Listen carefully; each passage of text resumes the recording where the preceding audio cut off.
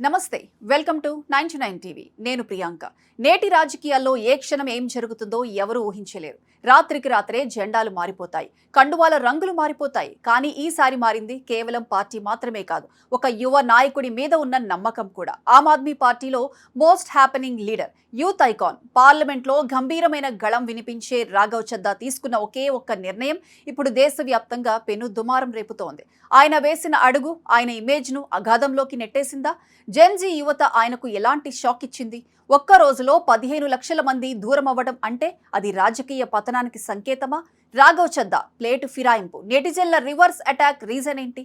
ఆప్కి ఆయు పట్టుగా ఉన్న రాజ్యసభ ఎంపీలు ఇప్పుడు ప్లేట్ ఫిరాయించారు ఒక్కరు కాదు ఇద్దరు కాదు ఏకంగా 7 ఎంపీలు కమలం గూటికి చేరిపోయారు ఈ జట్టుకు నాయకత్వం వహించింది మరెవరో కాదు సాక్షాత్తు రాఘవ్ చద్దా రాజ్యాంగ నిబంధనల ప్రకారం 200 మంది సభ్యులతో కలిసి బీజేపీలో చేరుతున్నట్లు ప్రకటించి ఆయన రాజకీయ ప్రకంపనలు సృష్టించారు కానీ ఈ పొలిటికల్ జంపింగ్ చద్దాకు పెనుశాపంగా మారింది నిన్నటి వరకు ఆయనని హీరోగా చూసిన సోషల్ మీడియా యువత ఇప్పుడు ఆయనపై యుద్ధం ప్రకటించింది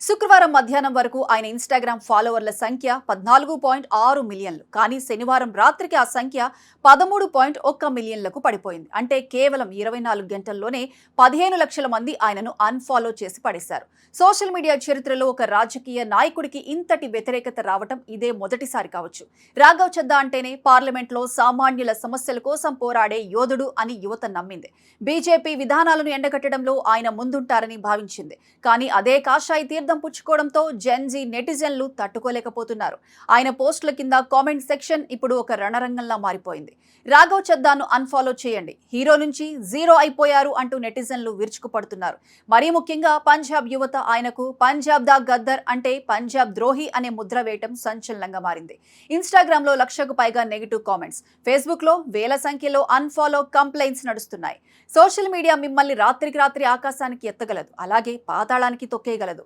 ఎన్సీపీ అధికార ప్రతినిధి అనీష్ గవాండే అన్నట్లుగా ఇది రాఘవ్ చద్దాకు పెద్ద గుణపాఠం ఈ నెలలోనే చద్దాను ఆప్ డిప్యూటీ లీడర్ పదవి నుంచి తొలగించారు ఆయన స్థానంలో అశోక్ మిట్టల్ ను నియమించారు కానీ ట్విస్ట్ ఏమిటంటే అశోక్ మిట్టల్ సందీప్ పాఠక్ వంటి కీలక నేతలు కూడా ఇప్పుడు చద్దాతో కలిసి బీజేపీ తీర్థం పుచ్చుకున్నారు అంటే ఆప్ కోటలో భారీ చీలిక ఏర్పడింది ఒకవైపు ఆప్ అధినేత అరవింద్ కేజ్రీవాల్ కు ఇది పెద్ద ఎదురుదెబ్బ అయితే మరోవైపు రాఘవ్ చద్దాకు తన సొంత క్రేజ్ దెబ్బతినటం పెద్ద మైనస్ రాజకీయాల్లో పదవులు రావచ్చు అధికారంలోకి వెళ్ళవచ్చు కానీ యువతలో సంపాదించుకున్న నమ్మకాన్ని కోల్పోతే మళ్లీ పొందటం అసాధ్యం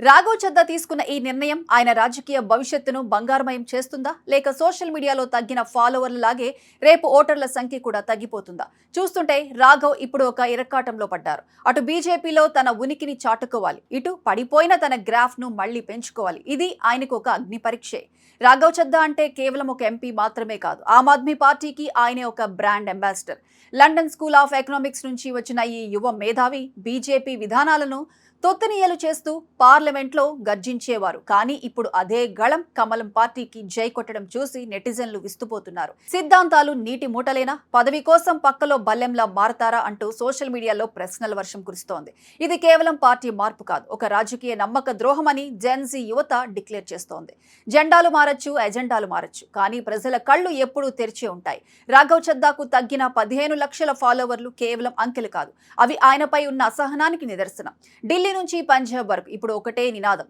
రాఘవ్ ఇది నువ్వు చేసిన అతిపెద్ద పొలిటికల్ బ్లండర్ అని కామెంట్స్ చేస్తున్నారు